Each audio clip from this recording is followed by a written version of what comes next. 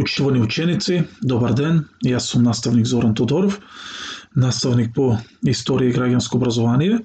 И денеска, ќе се појавам со уште едно ново видео со цел да помогнеме на учениците од 7 оделение да совладаат нова наставна содржина по предметот историја и да им помогнеме подобро да го совладаат материјалот.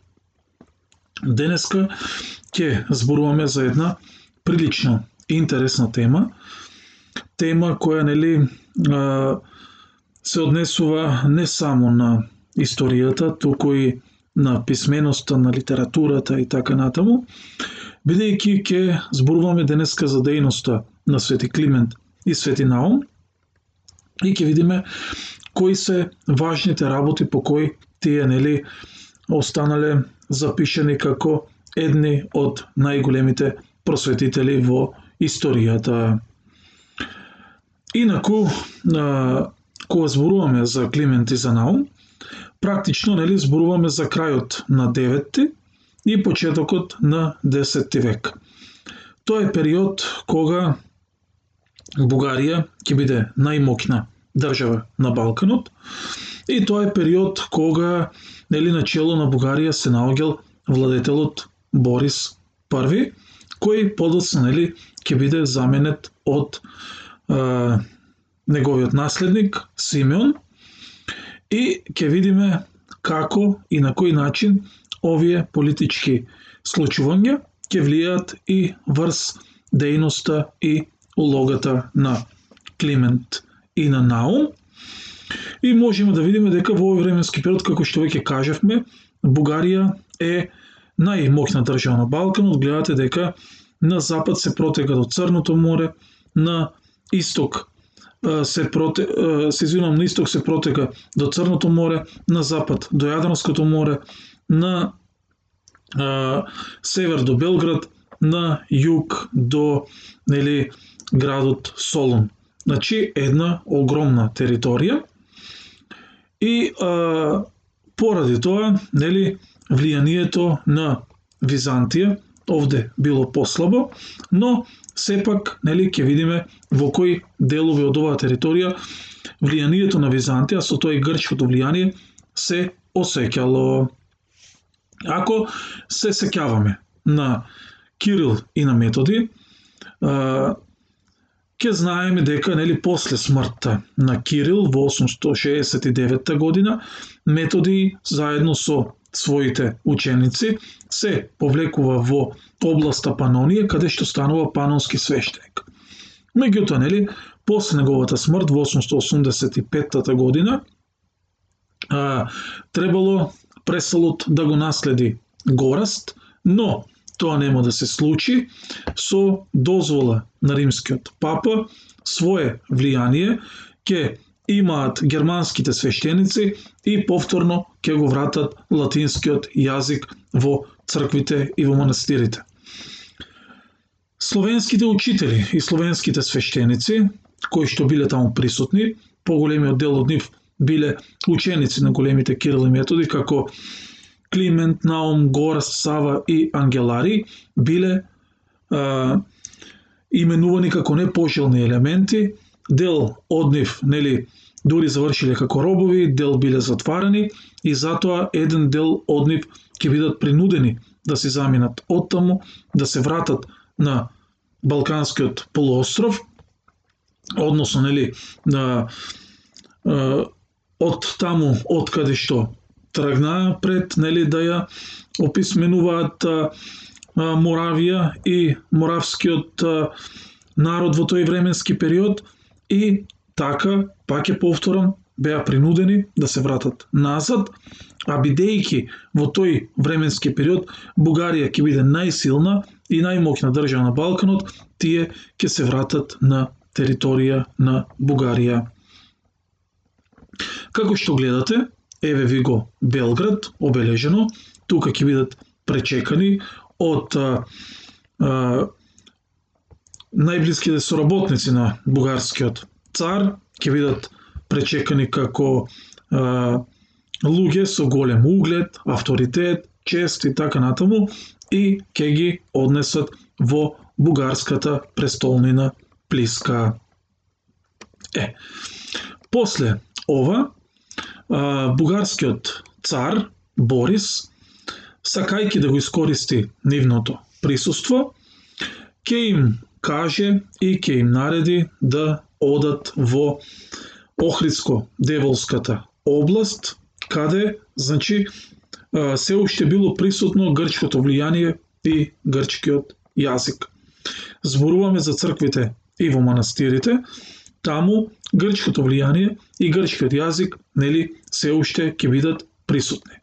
Уште еднаш ќе се вратиме на картата, ова, нели, го зборувавме, го кажавме, ќе се вратиме на картата и ова овде, каде што мрдам со стрелката, со црвената боја, е таа така наречена Охридско-Деволска област, кај Охрид и крај градот Девол.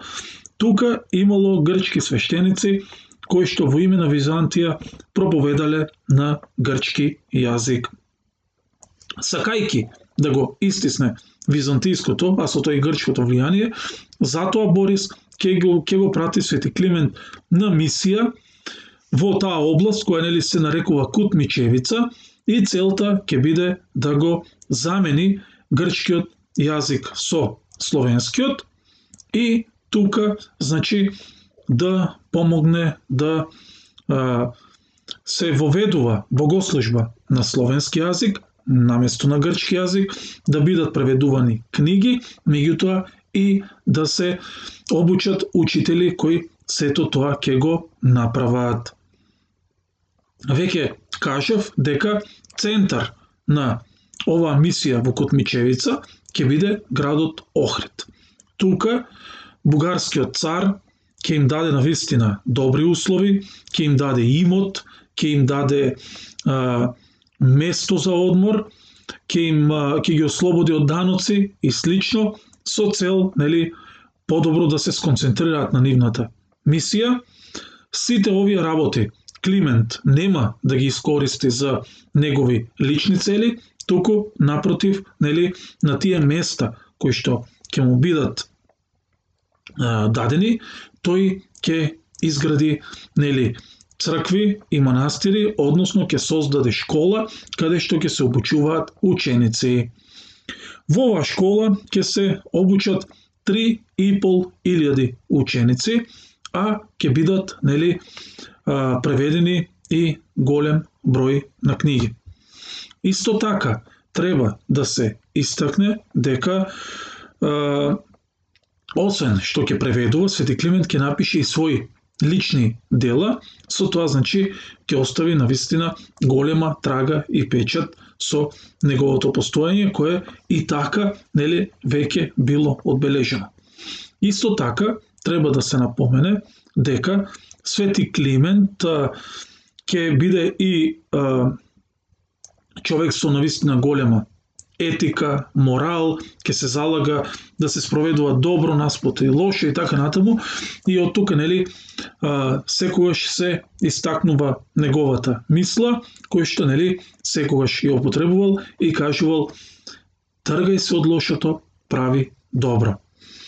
Исто така треба да се истакне дека тој ќе им помага на луѓето и во секојдневниот живот, ќе ги учи особено за овоштарството, како се режат овошки, како се одгледуваат подобро и така натаму.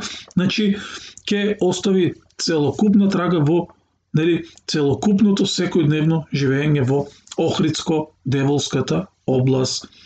После 7 години мисија, Свети Климент ќе добие нова, нели, задача, а тоа е да стане епископ во Величката област и тој ќе стане првиот словенски епископ.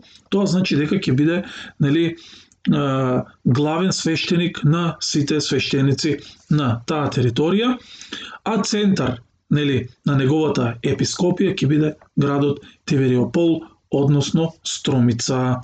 И тука, нели, започнува нова етапа од неговиот живот, но, нели, треба да се напомене дека тој нема да го заборави Охрид, ќе се враќа, ќе го посетува нели Охрид, ќе увидува докаде одат работите со мисијата која што тој ја започне и така натаму, бидејќи да не заборавиме дека тој ќе изгради голем број, нели, или повеќе цркви, од кои најзначајна во Охрид ќе биде црквата Свети Пантелеимон, која се наоѓа, нели, на ридот над градот Охрид под Самоиловите тврдини.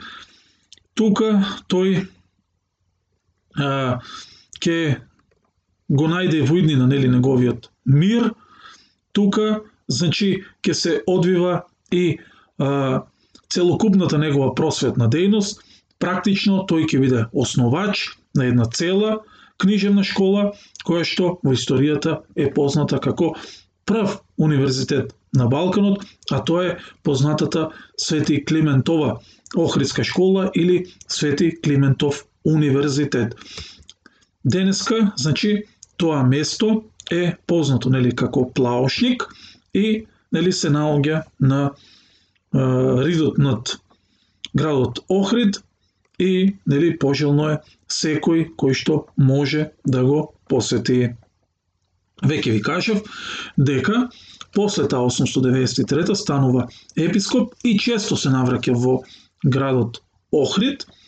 Меѓутоа, нели, во тие негови епископски години, тој целосно ќе се посвети на епископската работа, меѓутоа, нели, сакал последните години од неговиот живот, кога веќе бил во длабока старост, да се повлече и со целодневни молитви комплетно да се посвети на Бог. Тоа ќе се случува се до 916 година, кога практично, нели, ќе почине, а ќе биде погребан во манастирот Свети Пантелеимон, тој кој што тој го изгради, и ќе биде погребан во гроб кој што сам си го ископал. Значи, гледате, тој се на некој начин подготвувал за неговата смрт. Ова се дел од моштите, денеска неговиот гроб е празен, како и да е. Она што е најзначено, тој ќе остави неизбришлива трага во историјата на сите словенски народи. Сега, веќе ви кажав дека во 893 година тој заминува во Тивериопол, но неговото место ќе го завземе неговиот, нели, соученик Наум, кој што ќе продолжи неговата дејност. Тука тој, нели, ќе продолжи со тоа да едуцира, да создава ученици, да преведуваат книги, на некој начин да ја продолжи неговата дејноста која што ја започна Свети Климент. И, нели, веќе ви кажав дека Климент се навраќал во Охрид. Климент сакал да се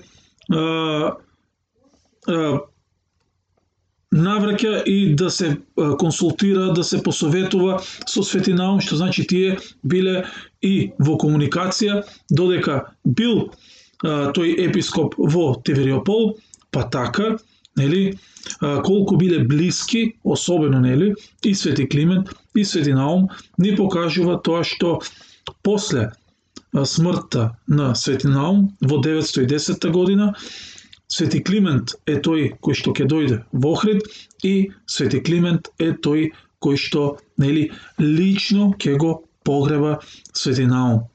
Друга работа, сакав да ви кажам дека додека бил жив Свети Наум, тој ќе изгради манастир од другата страна на Охридското езеро и тоа ќе биде центар, нели, на неговото учење.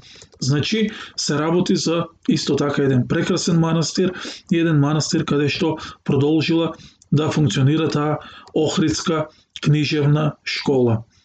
Како и да е, после смртта на Свети Наум, кој што пак е повторам, нели, го продолжил тоа што го започнал Климент, образувал ученици, преведувал книги и така натаму, после неговата смрт во 910 година, 6 години подоцна, значи во 916 година ќе почине и Свети Климент. Така, нели, од